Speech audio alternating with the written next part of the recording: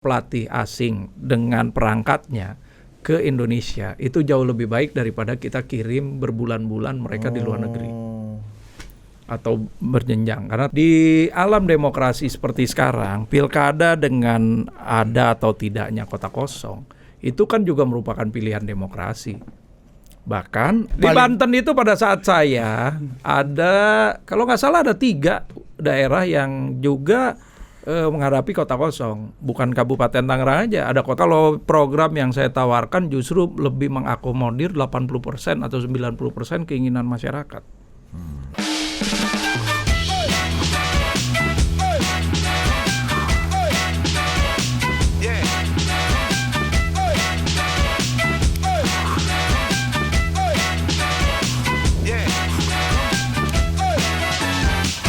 Welcome to Total Politik, dan hari ini kita sudah bersama bapaknya Timnas Junior. Bukan, mungkin kanda-kanda. Iya. Kanda. Kalau Kanda di Golkar beliau. Jangan Kanda lagi. Iya. Udah nyampe Timnas Kanda lagi gimana? Kalau bapak kan sini perlu. Iya. Kalau kanda, aduh. Aku ini ya. Kanda, aduh. Ya kan? Gitu. Aku ini abang kau. Kau ini adekku. Bapaknya Timnas Junior kita U16, U17, Ya. dan U19, U20 Atau U20. Ya. atau U20. Ahmad Zaki Iskandar. Babenya Timnas Anak-anak. Junior Iya. kita. Kita ketemu lagi. Ini kalau di Kominfo jadi satu orang ini. Apa ya? Budi Ari. Bang, apa beda tugas abang sama Erick Thohir nih? Kalau harus dijelasin dulu nih. Ini manajer Timnas ya. Iya. kalau Pak Erik kan presiden federasinya. Organisasi PSSI itu kepalanya adalah Erick Thohir. Kalau saya di unit terkecil salah satu dari bagian organisasi itu, yaitu di manajemen untuk tim U17 atau 16 dan U19 atau U20. Jadi di 2 timnas ini. Gitu. Dan tugasnya adalah ini yang kadang-kadang memang agak berbeda nih. Kalau kita melihat ke luar negeri, manajer itu adalah coach. Iya, kan gitu Kepala kan? pelatih, ya, head coach. Kalau di kita, walaupun di mereka juga ada tim manajemennya. Jadi sebetulnya di struktur timnas itu atau struktur klub sepak bola ada juga tetap manajer administrasinya. Nah, itulah tugas saya, mempersiapkan seluruh kebutuhan dari tim, bukan saja terkait kebutuhan latihan dan lain sebagainya, termasuk manajemen administrasinya. Mulai dari kalau kita di timnas itu ya akte kelahiran, terus kemudian bukti-bukti paspor dan lain sebagainya ya, pendaftaran, dan tanda tangan saya inilah yang kemudian di-accept oleh setiap panitia ketika mendaftarkan pemain ataupun memasukkan list 11 pemain yang akan bermain. Tanpa teken termasuk abang, dia nggak bisa masuk line up-nya iya. kompetisi Kalau turnamen makanya gitu Pak ya. Erik nggak teken nggak apa-apa. Kalau abang nggak teken nggak bisa. Nggak bisa main. Iya. Itu. Jadi kira-kira itulah. Manajer dan head coach itu minimal 2 jam sebelum pertandingan kita sudah submit list 11 pemain yang akan bermain dari awal dan juga list pemain yang akan duduk di bench sebagai cadangan. Pertama kita selamatin dulu Adil. Iya. Oke, terima kasih. Kemarin, kan? Betul, karena tim nasional junior kita U17 ya Bang ya? Iya. U19. U19 sorry. Ya. Itu kita sekarang juara Asia Tenggara Asia dan Tenggara. Australia. Iya. Wah. Ya. Ya, berarti masuk Australia masih juara gitu. Masih Bang. Kita di Brisbane ini kalau Anda ke Brisbane atau ke Sydney bisa gini-gini Anda. Iya. Iya kan Bang, bisa kan? Iya, Boleh kan? iya. Kemarin yang PPI nanya, "Bang, tanyain Bang, gue bisa peteta-peteta nggak di sini nih?" kata. Boleh. Ya kan? Oh, bisa Dinda. sekarang cerita? Australia bagian dari ASEAN Federation untuk football. Jadi setiap kompetisi yang dilaksanakan di ASEAN mereka ikut. Kecuali South Asian Games-nya. Nah, mereka belum masuk tuh. Ini juara kali keberapa Bang kita Bang? Atau pertama Sebetulnya kalau di bawah Coach Indra Safri sudah beberapa ya, 2 kali yang U19. Iya. Belum lagi kan juga beliau waktu itu juara SEA Games yang sudah berapa puluh tahun tuh, 30 tahun nggak pernah medali emas. Iya. Di bawah Coach Indra Safri. Nah, sebelumnya juga di Solo yang U16 di bawah Coach Nova itu kan kita peringkat ketiga, juara ketiga tuh Piala AFF kemarin. Di semifinal kalah sama Australia karena kartu merah yang terlalu cepat waktu itu.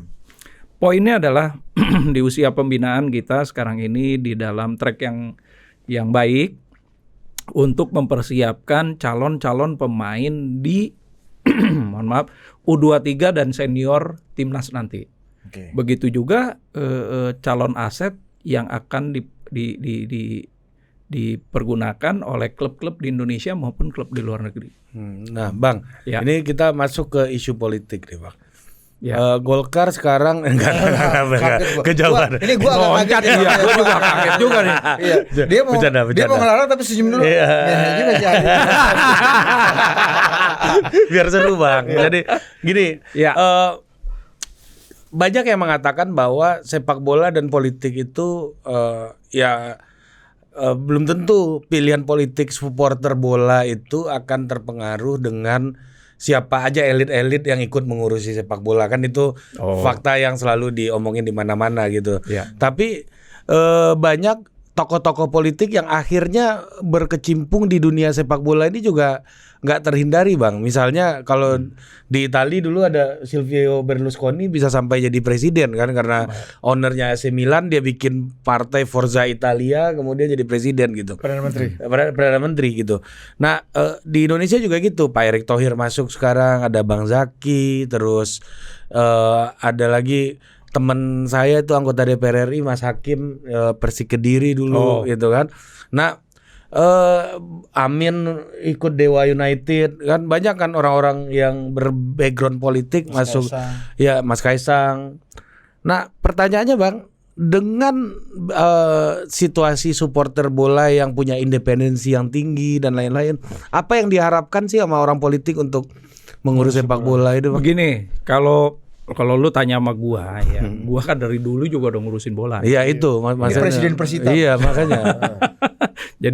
Jadi terlepas dari apapun, ini dua hal yang berbeda sebetulnya. Dan saya tidak pernah memakai sepak bola ini sebagai ornamen atau atribut di politik saya. Begitu juga sebaliknya. Ya. Ya. Ini juga harus dipisahkan nih. Makanya saya nggak pernah mencampur adukan ini. Dan buat saya juga karena passion untuk membina atlet sepak bola ini bagian dari bagian dari hidup saya. Jadi mengurus sepak bola ini dan mengurus politik adalah sesuatu yang berbeda.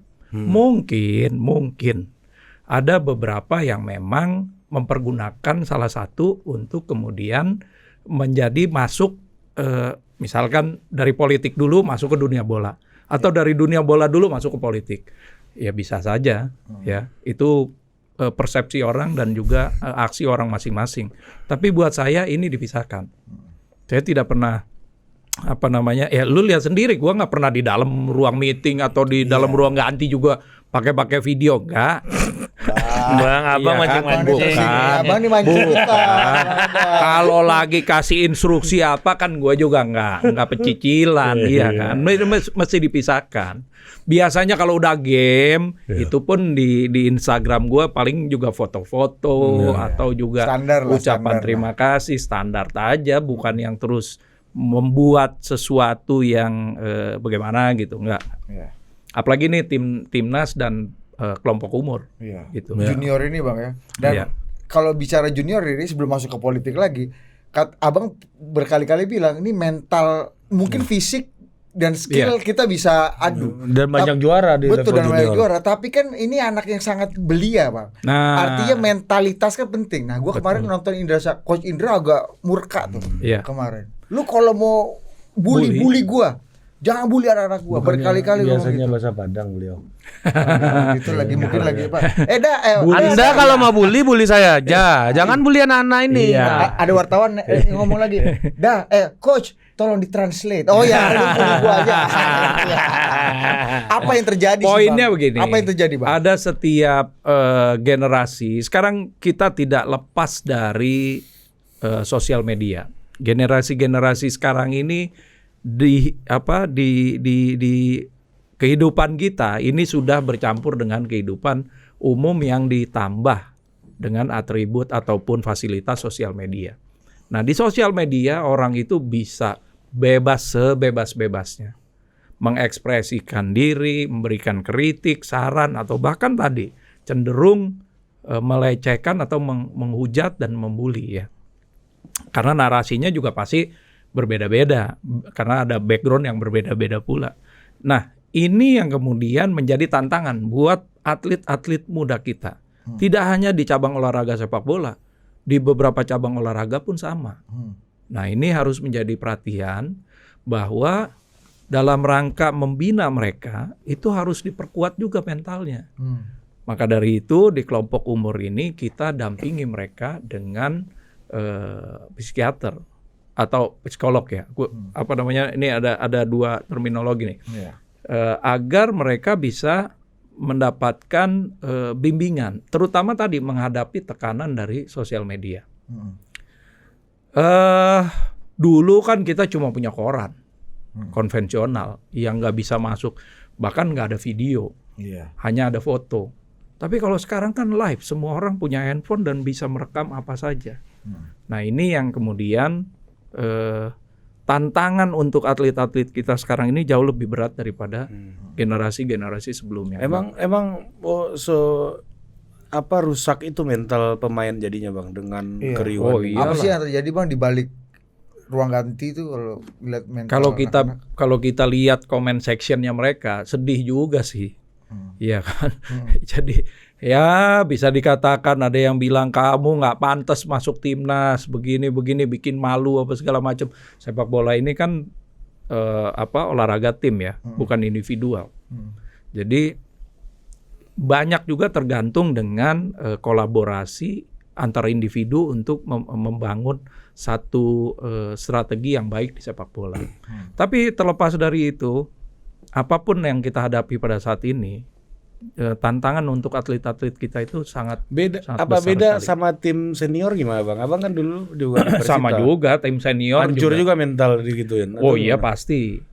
Kita nggak usah yang di nasional Indonesia, bahkan yang di luar negeri aja kadang-kadang juga mereka bisa down gara-gara sosial media. Ya, perilakunya apa segala macam ya. Saya ambil contoh gini aja deh, Kakak ketika dia bikin skor, bikin gol, wajar dia meluapkan kegembiraannya, selebrasi katakanlah joget-joget gitu ya, walaupun hanya beberapa saat saja, bukan yang berlebihan. Kalau saya sih lihatnya, asumsi saya nggak ada juga yang berlebihan, karena dia meluapkan kegembiraannya. Tapi buat sebagian orang itu tuh menjadi satu hal yang berlebihan, yang terus kemudian diulang-ulang lu, aduh, daripada lu abis itu nggak bisa bikin gol, cuma bisanya joget TikTok gitu. Itu kan lebih. Nah, buat anak-anak seumuran mereka ini, pembimbingan mental sangat penting sekali. Tapi itu Abang melihatnya bukannya itu realitas dunia profesional nanti yang akan mereka hadapi, dan ini bagian dari mereka menghadapi proses menuju ke situ, dan ini natural banget sebenarnya. Kerja bener aja dibully apalagi ini kan. Nah, ini yang sekarang kita harus beritahu kepada mereka. Ini kan anak-anak baru. Kalau kita kan sudah mengalami fase-fase itu. Kita hancurin kan? Fase-fase itu gitu. Nah, kan anak-anak ini kan baru. Mereka baru menghadapi fase seperti itu. Ketika kita nggak ada masalah dengan kritik, ya. Tapi ketika kemudian dihujat, itu kan beda lagi narasinya tuh. Nah, anak-anak ini kan baru menghadapi fase-fase yang mereka alami di dunia mereka. Nah, itu yang harus kuat. Saya begini, berapa kali saya menjadi asisten manajer ya, sebelumnya juga di 2006 waktu itu pernah menjadi asisten manajer U23 persiapan ke Asian Games Doha. Bayangin kalau waktu itu 2006 ada sosial media. Kita 6 bulan training camp di Belanda di bawah kepemimpinan langsung pelatih spesialis juniornya Belanda namanya Vove de Haan. Dengan timnya ada asisten coach untuk teknik, asisten coach untuk goalkeeper, dan sampai ke nutrisi. Semua ada komplit, disiapkan oleh KNVB. 6 bulan? 6 bulan kita di Belanda. 2 minggu sebelum pertandingan Asian Games kita sudah masuk ke Doha untuk adaptasi dan lain sebagainya sekaligus uji coba. Ketika uji coba belum ada beban mental, main lepas, enak karena nggak ada beban.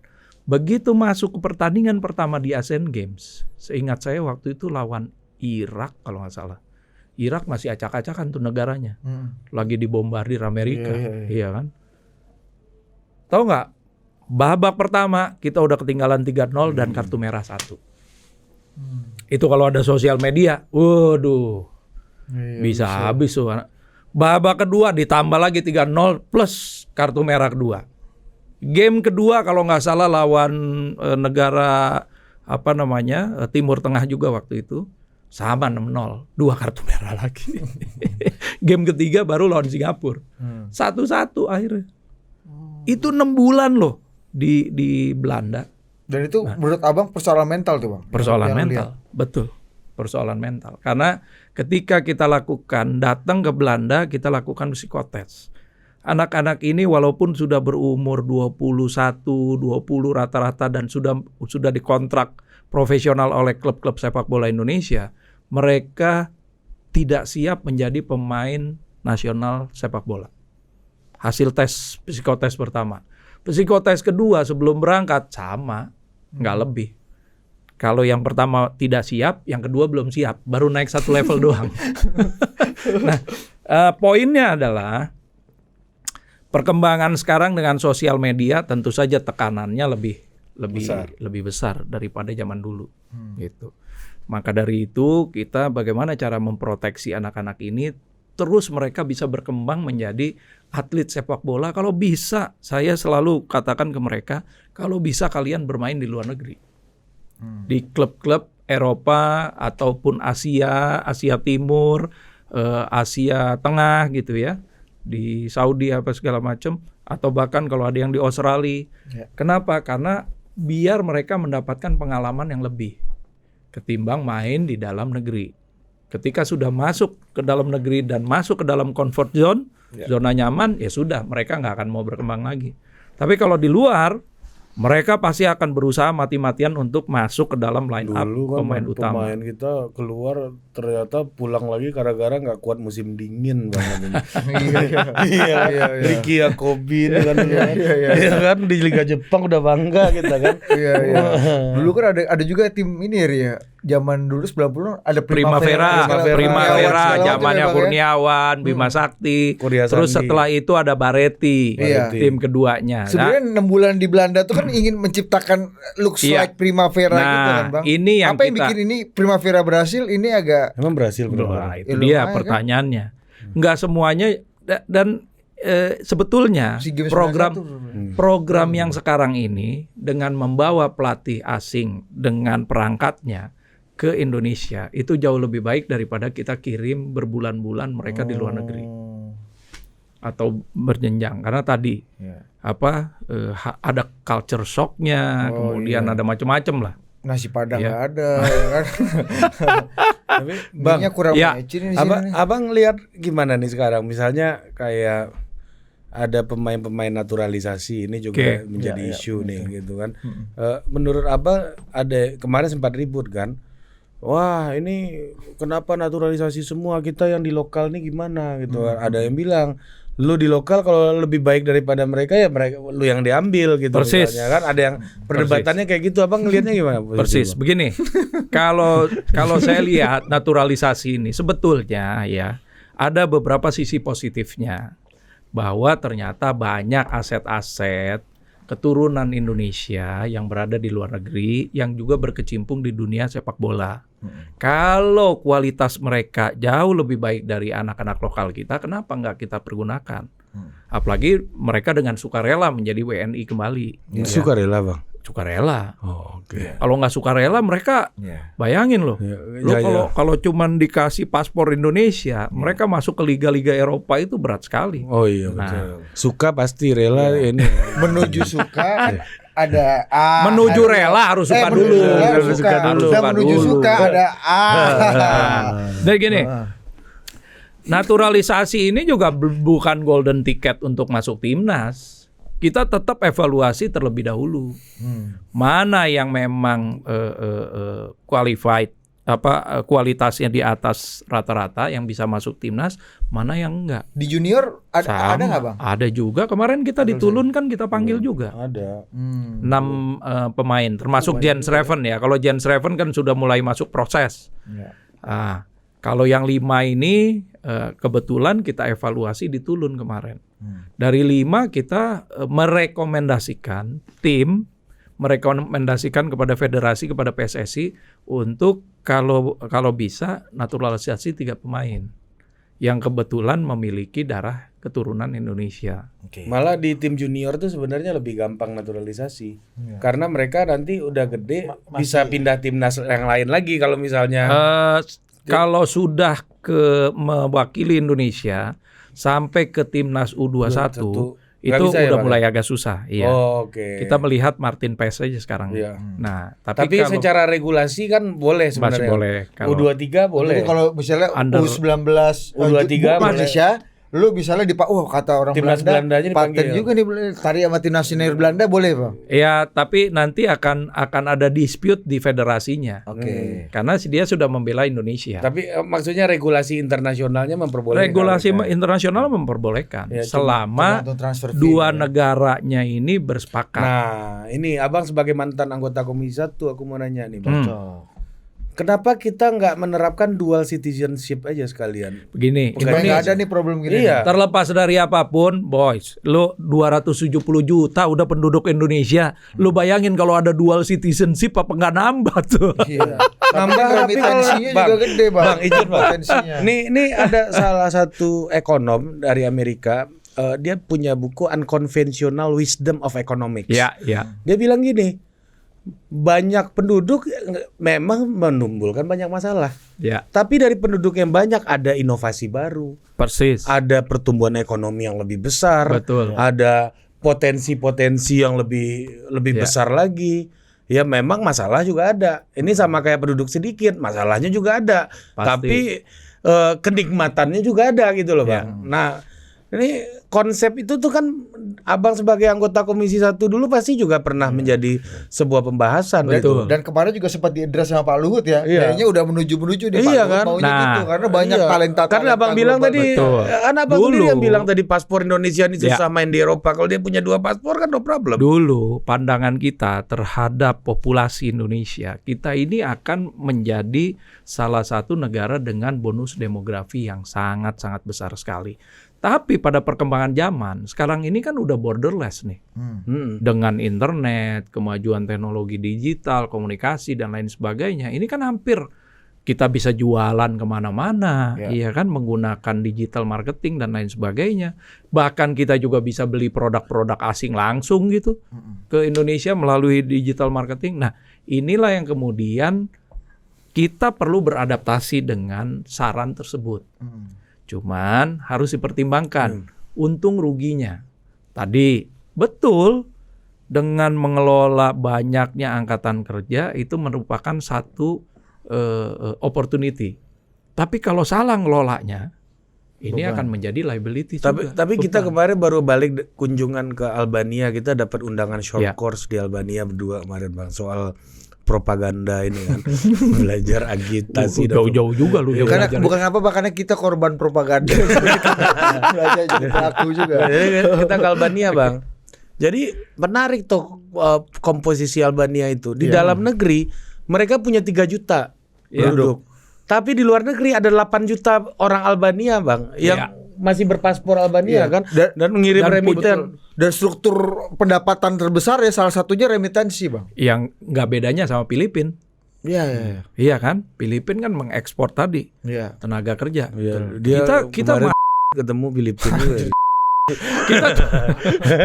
kita turun di airport di Timur Tengah itu banyak sekali petugas Filipina semua. Iya kan? Nah, poinnya adalah ini memang sekarang sedang dipertimbangkan.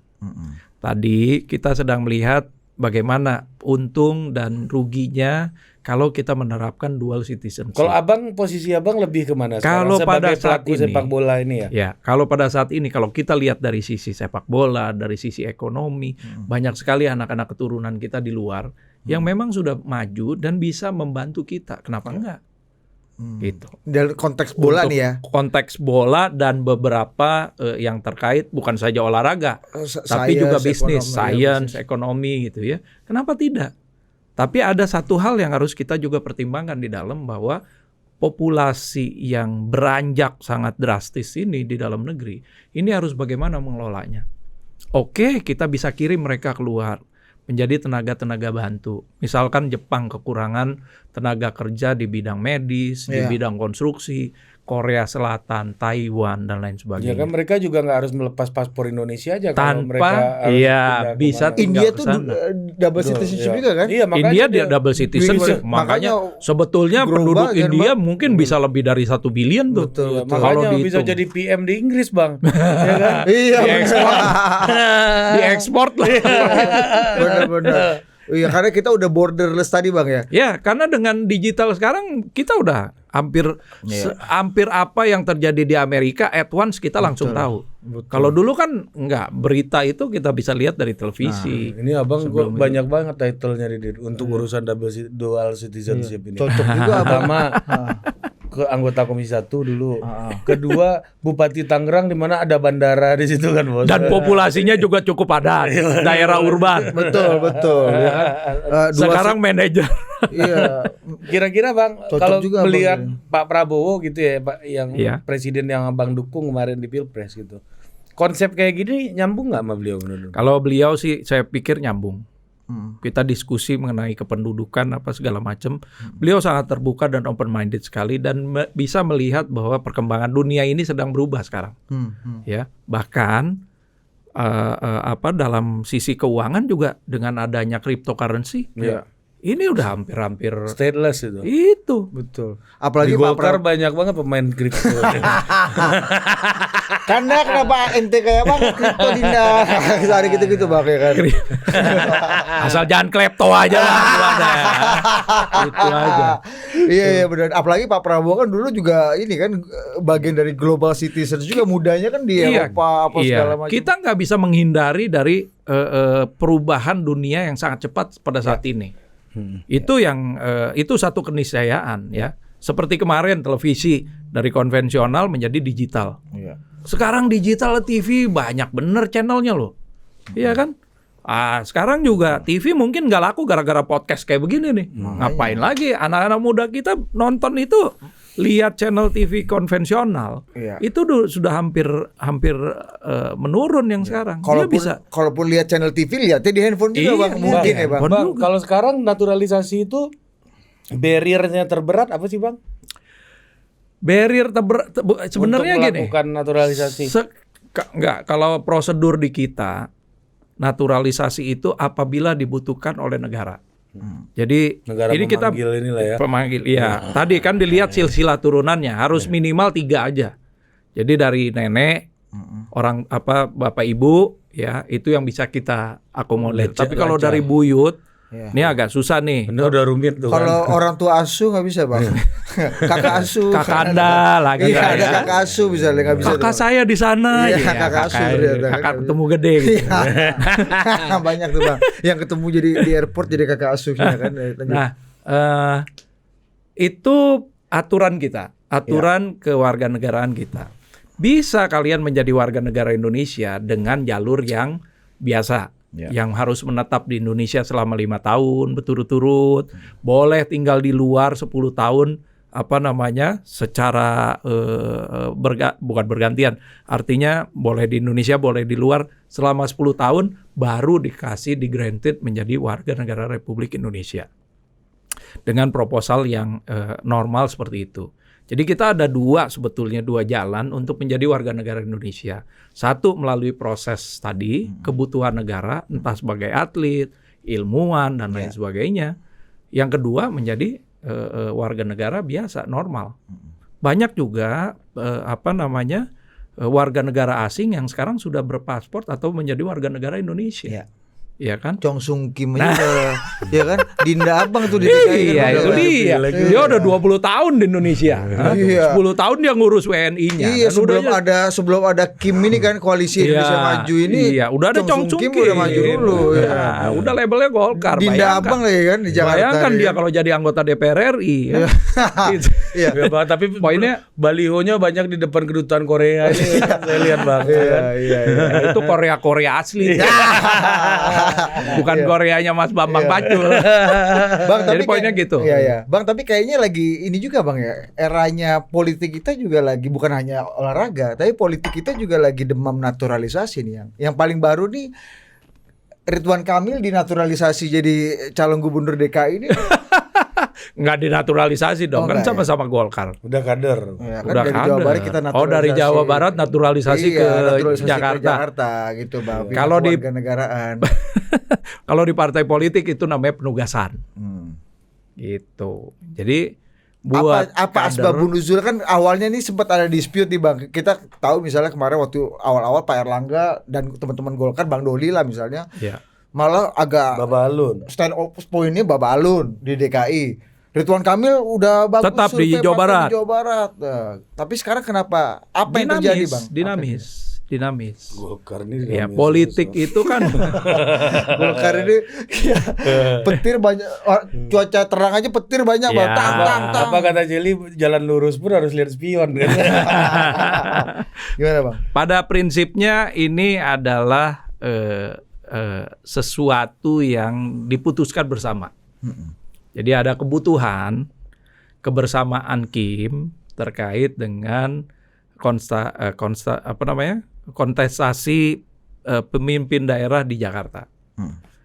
Golkar punya 3 nama kemarin awal-awal ya, kemudian nongol nama keempat Babalun. Yeah. Tapi kalau Kimnya yang lain mengatakan, waduh kita mungkin akan lebih baik apabila Ridwan Kamil ke sini, ya. Nah inilah yang sedang dibahas dan dibicarakan. Untuk proses perpindahannya pun pastinya ketum dengan Bapilu di DPP Golkar itu juga akan mempertimbangkan masak-masak. Jadi sekarang ini karena Kim yang lain sudah sepakat, ya sudah kalau mau Ridwan Kamil nggak apa-apa. Yeah. Tapi bagaimana proposal yang lainnya? Wakilnya siapa? Bagaimana dengan prosesnya? Gitu. Tapi Golkar merelakan tuh potensi dia punya gubernur di Jawa Barat jadi hilang. Nah, itu kan termasuk proposal yang kemudian dibicarakan mengenai di Jawa Baratnya bagaimana? Itu jadi sepaket berarti. Ya, mungkin. Jawa Baratnya jadi iya. Diturunin dikit 2 oktav. Lu buat. Iya. Jadi, Pak, poinnya adalah bagaimana Golkar melihat peluang yang diberikan kepada kader-kadernya. Itu aja. Peluang. Selama itu juga bisa mengangkat partai Golkar baik di Jawa Barat maupun di Jakarta, kenapa tidak? Jadi ini bukan kekalahan partai Golkar ya, tapi bagian dari win-win Iya, solution. mungkin win-win solution. Bagaimana kalau Ridwan Kamil jadi di Jakarta tanpa tantangan pilkada yang kuat atau keras ya. Ya kan nih Jakarta walaupun bukan lagi daerah khusus ibu kota, tetap aja menjadi barometer. Satu keuntungan juga buat Golkar sebetulnya. Tanpa juga melepas secara keseluruhan Jawa Barat. Yeah. Karena di Jawa Barat dapat posisi nomor 2 misalkan. Gitulah. Sejauh ini itulah kesepakatan sementaranya Bang ya. Ya, atau pembicaraan udah berapa itu matang Bang? 3/4 matang Lalu sudah. masih tanya DPP itu. Ya, Abang kan ketua Jakarta, Kan Golkar. Ini kita kan wilayah Abang. Kalau Jakarta kita ini mengikuti fatsun partai. Oke. Sebagai kader kita patuh sama fatsun partai. Jadi DPP. harus DPP ya. Oke, tapi ada gini Bang. Setelah nama Kang Emil muncul, Bang Dasko kan muncul juga dengan istilah Kim plus lah. Ya. Kim plus ya kan. Ada masuk nih partai-partai baru yang katanya mau juga bergabung gitu. Nah, kemudian muncul lagi narasi yang ramai di media bahwa masuknya Ridwan Kamil dan upaya membuat Kim plus ini adalah upaya sistematik, terstruktur dan masif untuk menjegal Anies Baswedan. Wah, What lu do you udah. think? Kalau itu bicaranya udah 5 level di atas gua tuh. Gimana menurut lu Bang?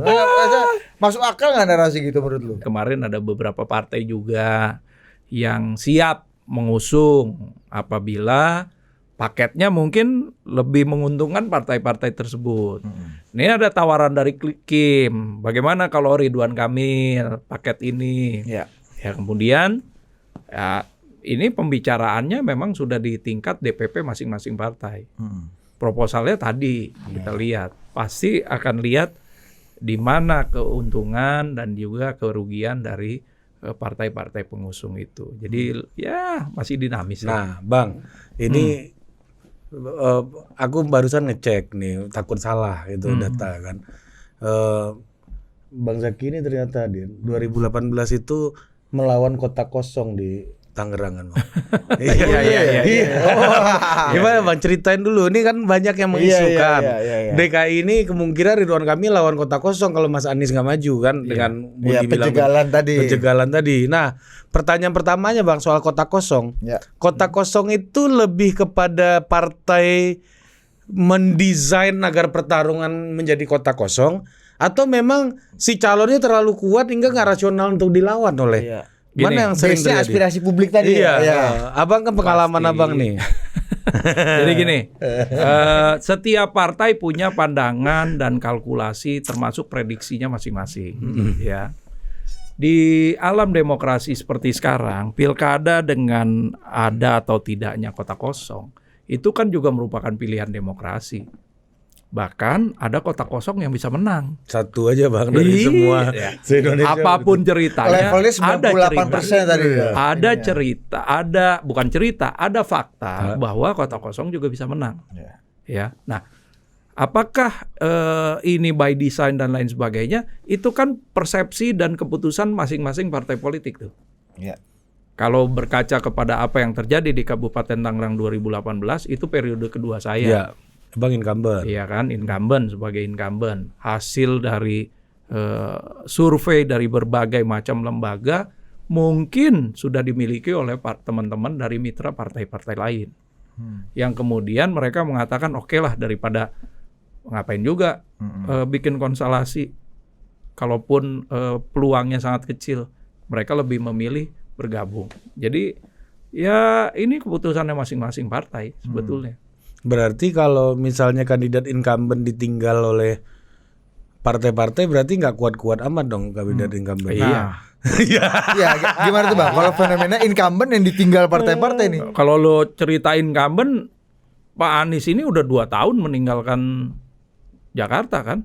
Ini lu udah nggak bisa anggap Pak Anies itu incumbent berarti Bang? Iya. Dalam konteks ini. Nggak bisa dianggap incumbent. Kalau incumbent itu yang sekarang masih berkuasa, continue, kemudian melakukan pendaftaran atau let's say lah habisnya baru kurang dari 1 tahun. Kita masih dalam kondisi yang kan habis pilpres Bang kan. Pilpres tarung juga. Pilpres tarung se-Indonesia bos. Tapi kan DKI juga Indonesia. Tadi kembali kepada pandangan dan keputusan dari masing-masing partai politik. Pasti kan ada pertimbangan-pertimbangannya gitu. Nah, Abang merasa Bang, kan Abang pernah 2 kali pilkada. Abang lebih merasakan kan gini, banyak yang mengatakan bahwa tidak adil, masyarakat tidak diberikan pilihan. Nah, ketika Abang maju kemarin tuh Abang memang merasa di 2013 itu lebih adil pemilunya. Sama dengan Abang punya lawan daripada 2018. Mana yang lebih adil? Masa satu kabupaten semua hanya Zaki aja calonnya ibaratnya gitu. Opsinya kan ada kota kosong tadi. Kalau tidak ada demokrasi, nggak ada cerita kota kosong, langsung ditetapkan kalau hanya satu calon. Itu nggak ada demokrasi, nggak ada pilihan buat masyarakat. Tapi sekarang ini kan masyarakat tetap punya pilihan. Tadi dengan adanya kota kosong. Dan ada juga fakta bahwa kota kosong bisa menang. Di Makassar. Iya, di Makassar. Kalau Abang kan lebih sakti daripada kota kosong Abang. Artinya saya tetap harus bekerja di tengah masyarakat, memberikan sosialisasi program-program kerja kita. Abang merasa nggak yang 2014 itu lebih adil daripada yang 2018? Kalau dilihat dari konteks demokrasi sama aja. Tetap masyarakat punya hak pilih. Memilih saya atau tidak. Itu aja. Ada pilihan untuk tidak memilih Abang. Bedanya waktu di 2013 ada beberapa pilihan lain, bukan cuma satu, bukan cuma kota kosong gitu kan. Ada beberapa figur pilihan yang lain. Iya, Gitu. Bang. Jadi Golkar dia udah sering main kota kosong. Iya, Bang. Udah sering. Pengalaman. Ini paling kanda dalam hal ini ya. Lu dari bola ke kota kosong gimana kalau jadi kita, Bang. akhirnya kita Kan ada kosong-kosong. bridging-nya tadi Bang. duit keluarga negara. Naturalisasi tadi Bang, ya kan? Nah, gitu Bang. Bang, ini namanya kalau di bola nih kemelut depan gawang. Ya, scrimmage. Ya, tapi ada Jadi Bang yang mengajarkan ini kota kosong ini Golkar ini kayaknya. Enggak juga. Di Banten itu pada saat saya ada, kalau nggak salah ada 3 daerah yang juga menghadapi kota kosong. Bukan Kabupaten Tangerang aja, ada kota Tangerang juga. Oh, kota Tangerang Kota waktu itu Tangerang Pak juga. Wahidin ya Bang? No, Pak Siapa? Arif. Arif ya, oh ya ada Arif ya. Sama Sahrudin. Itu kan Demokrat, walaupun wakilnya Golkar. Kemudian ada Bu Iti di Lebak. Iti Jayabaya. Iti Jayabaya di Kabupaten Lebak. Demokrat, ya. Sama PDIP. Jadi ya lu nggak bisa bilang kita ini juga. Iya. Gitu. Iya. Tapi Pada akhirnya pilihan masing-masing. tapi kalau lebih ahli kan beda cerita. dalam urusan perkandaan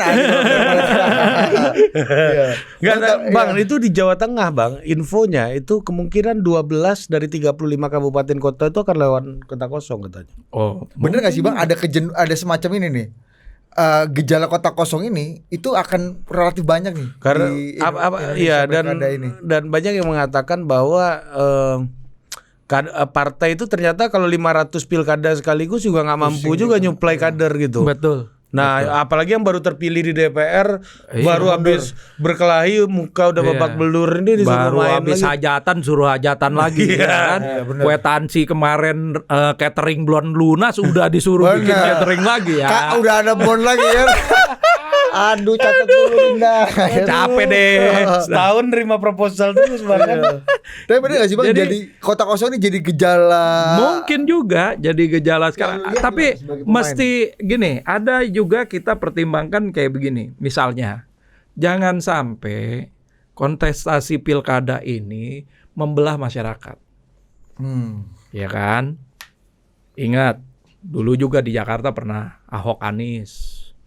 Mungkin di daerah-daerah yang lain juga pernah. Saking panasnya perseteruan ataupun kompetisi itu. Nah, di satu sisi daripada berpanas-panas seperti itu dan 5 tahun nggak habis-habis, apalagi sekarang kan medsos bisa macam-macam tuh orang kasih komentar gitu kan. Walau ada juga yang provokatif juga kan. Daripada terus dibawa panas seperti itu, pembangunan juga akhirnya jadi nggak fokus. Nah, apakah lebih baik juga kita punya pilihan tadi, satu calon tadi? Kota kosong. Oh, jadi ada gejala untuk mengevaluasi Mereduksi, cara kita iya. berkompetisi selama ini sebenarnya Bang ya. Dan ini evaluasinya dari partai-partai ya, karena iya. mereka yang memberikan Iya, mereka yang rekom betul, kan, teken ini kan abang nih. Dan Ketua pimpinan Jakarta. daerah itu kan memang jabatan politis. Itu. Nah, Bang, Abang merasa 2000 gini Bang, dalam governing ya. Abang kan 2 kali pilkada Abang ini, satu lawan kota kosong, yang satu kompetisi terbuka lah ya.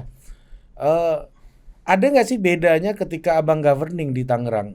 Abang merasa achievement lebih enak yang mana? Sama aja. Sama aja ya. Kan setelah konstelasi selesai, kalau kita bisa berkomunikasi dengan mitra-mitra partai politik, tujuan akhirnya adalah bagaimana kita bersepakat untuk membangun Tangerang dengan versi saya, sesuai dengan visi misi kita.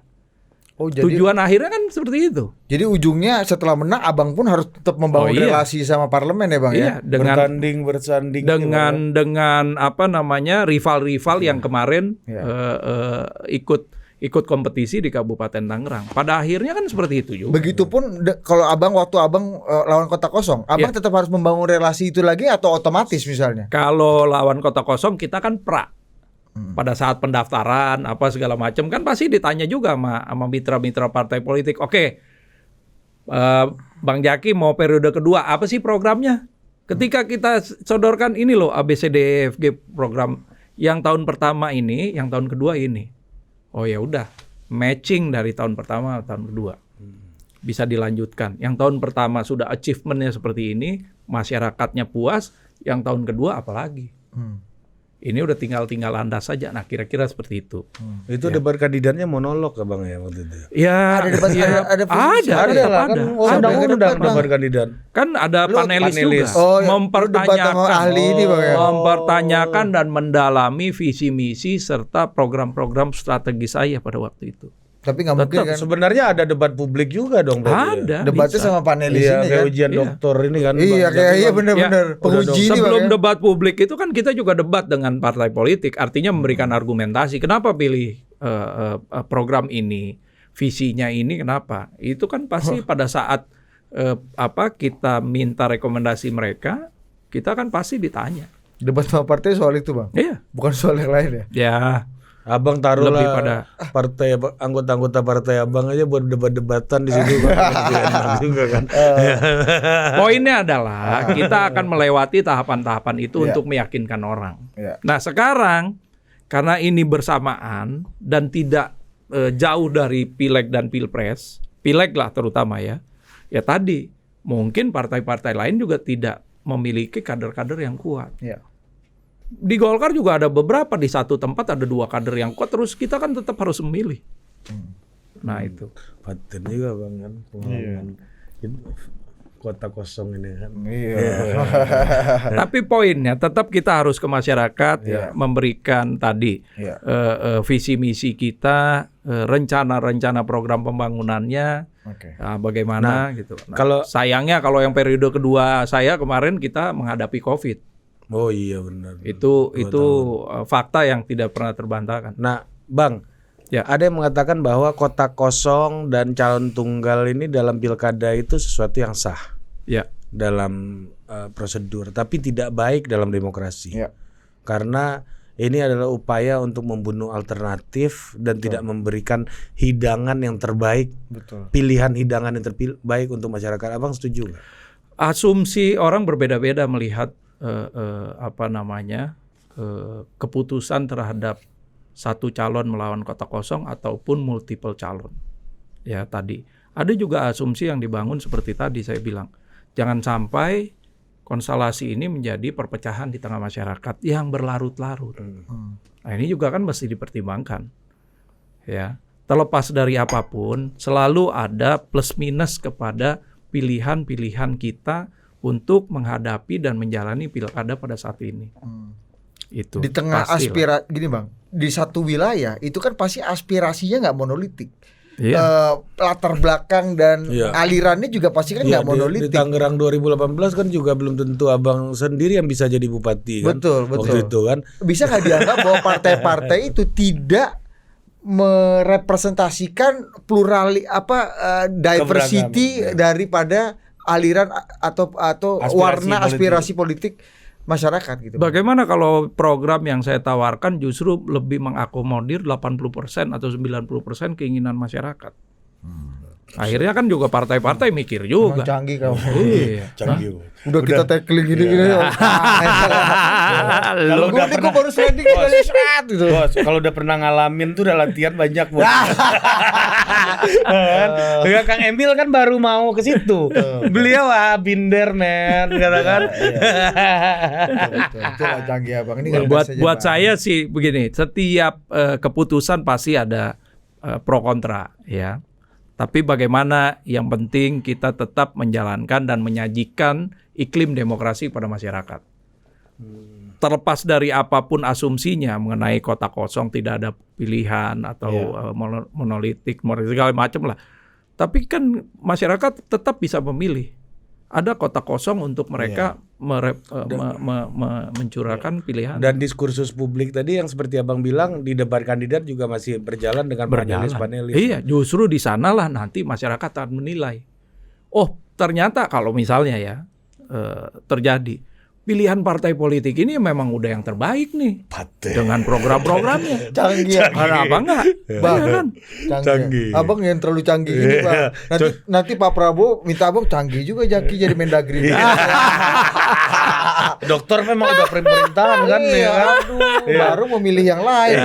Jaki paten. Nah, Bang, menurut Abang satu lagi nih Bang, ini saya nanya agak praktikal deh, karena saya jarang-jarang ketemu orang yang pernah lawan Kota Kosong ini, jarang-jarang Bang. Iya ya. Iya kan, jarang-jarang kita ketemu. Ini kan narsum pertama kita Bang. Iya. Abang narsum pertama. Tadi ada yang mendaftar jadi narsum Bang. Oke. Pemain Kota Kosong juga 2024 ini, teman saya di Kota Solo. Baru mau. Nah, kalau ini pengalaman kan, makanya saya nanti ini jadi bahan buat diskusi sama dia. Nah, di dalam debat dengan panelis itu Bang, mana yang menurut Abang, nih subjektivitas Abang aja, pertanyaannya lebih qualified? Yang dulu ada kandidat lain atau apa panelis yang profesional? Sama aja semua pada akhirnya mendalami visi misi kita kan, programnya. Terukur nggak? Visi misi lu nih bener-bener, jangan-jangan lu ngecat awan jadi visi misi lu kan. Bangun sesuatu yang mercusuar yang nggak bisa diukur, nggak bisa dipertanggungjawabkan. Nah itu kan sebetulnya tujuan dari para panelis di sana.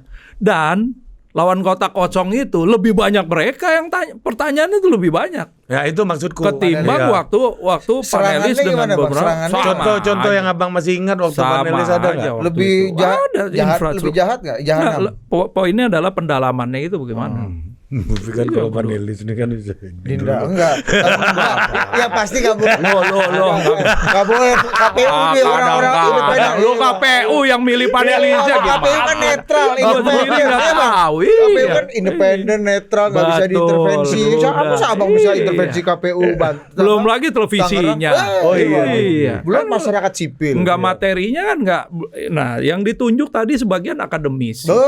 Mana bisa sogok? Mana bisa? Enggak. KPU pulang orangnya dikasih uang transport. Oh kalau itu wajib. Masa nggak dikasih? Wajib bos, sebagai panitia kan. Kalau peserta lain, kandidat lain nggak dikasih uang transport bos. Itu iya, teken. Udah tanda belum Kanda? Ada dulu kan. Lu ini udah potong-potong lu. Tapi satu bos. Ya, yang nggak mungkin itu satu bos. Nggak mungkin panelisnya menilai Bang Zaki 11 dari 100. Berarti menurut Abang pertanyaannya lebih banyak dari panelis? Iya, karena waktunya kan lebih panjang. Nggak ada calon lain kecuali saya. Pendalaman materinya juga akan lebih dalam. Berarti tidak akan menghilangkan diskursus publik? Nggak akan menghilangkan. Itu kan juga hal-hal yang dikhawatirkan gitu, Bang. Sekalian aja. Belum pernah lihat. Belum pernah debat kandidat Kota Kosong. Lu mesti lihat lagi yang video kita punya. Iya. Kalau debat kandidat otak kosong pernah lihat gua. Kalau Kota Kosong gua nggak pernah lihat.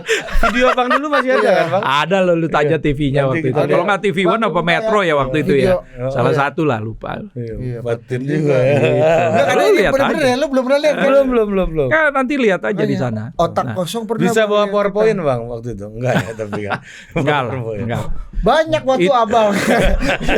Karena banyak waktu, akhirnya dalam diskusi itu kalau yang canggih. Iya. Abang kan jadi dapat ruang lebih besar untuk menaik kan jaga. Karena Abang tapi kan gue juga ngomong juga ada datanya, nggak cuma sekedar lip sync aja. Tapi nggak mengkerdilkan demokrasi itu Bang. Nggak mengkerdilkan pilihan rakyat.